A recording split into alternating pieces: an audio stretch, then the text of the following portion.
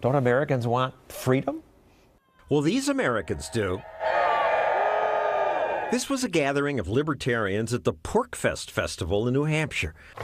The name Porcfest doesn't come from the pork that politicians hand out and that we libertarians hate.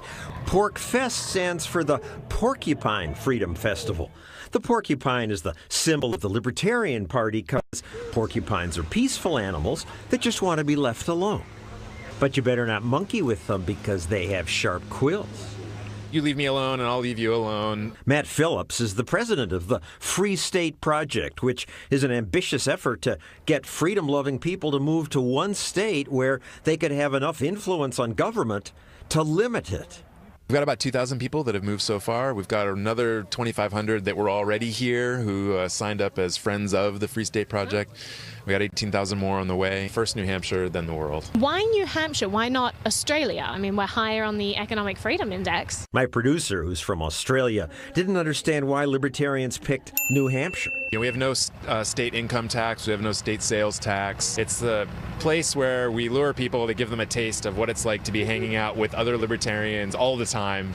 And a lot of people come here and they either never leave or they realize that they've got to move here pretty quickly. Here, freedom lovers get to be with other people who care about freedom. Maybe if you like to do some drugs other than alcohol, nobody's going to bat an eye at that and be too concerned as long as you're not hurting anybody. Suddenly I was feeling not as isolated anymore. Every day of the month, if you wanted to, you could go to a different libertarian meetup group. Sometimes you talk about politics, sometimes you talk about the movie you saw last night. But when you're talking about it, you've got that underlying shared understanding of the way the world works and the way the world should be ordered. And that can be really comforting. It's a relief from standard American politics.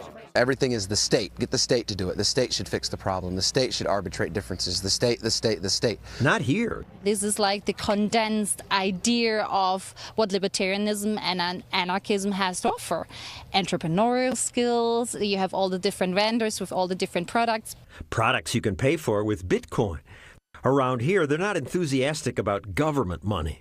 No one really wants to get stuck with Federal Reserve notes at the end of Porcfest. And much of what is sold is just left out on the tables. Pay by honor system. You could walk up to that table and get a piece of silver bullion off of it and just walk away at 2 o'clock in the morning. But there might be an AR-15 in the tent. Right. The honor system works in the libertarian world because many people are packing. If you bump into 5 individuals at any one time, 3 of them are probably armed and 2 of them heavily. This is LC Ruger 380. It's very comfortable and it's colorful. An armed society is a polite society, and that's what we have here. We have an armed and very polite society. Not only would we defend our own property, we would defend each other's property. There are plenty of people here who like being different. For a week, I kind of get to pretend that I live in a little tiny society made up of people that love freedom. I was originally born in the Soviet Union, so I know firsthand that socialism doesn't work. There's a diversity of opinion here, even within the libertarian community. So it's just nice to see all that kind of brought together. You have the church just up the hill. You have the mosque here. You have the pagan, thing is just right over there. All these people from all these different walks of life. Most libertarians their whole lives have been told, oh, you're a freak, you're on the fringe, you're strange, you're radical, you're dangerous. So one of the things you discover here is we're all normal people. There's nothing that says that I have to respect your opinion, just that you have a right to it, and that I don't have a right to beat you over the head and change you to my opinion.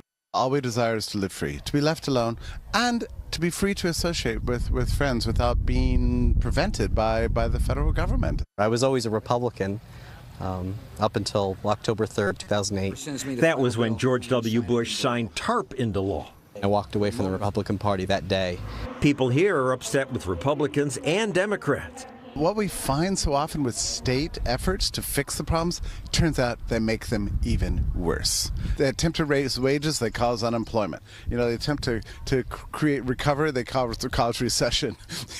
They attempt to get bad guys overseas, instead they start wars and generate terrorism. You see it in case after case after case. So all we're really saying is, hey, let's give freedom a chance, because freedom works. These people know that today libertarians aren't going to take over America or even New Hampshire.